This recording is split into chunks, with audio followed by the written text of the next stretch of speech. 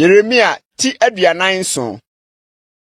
Awurade asɛm a ɛba odiyifo Yeremia nkyɛn Filistifo ho ansa na Faro reba abekunkum Gaza nie. Sɛ Awurade sie nie, hwɛ, nsuo rema ne ho so afiri atifi fam, na yɛ asu a ɛreyiri asram asase ne ne mayɛ, nkuro ne wɔn a wɔte mu no so.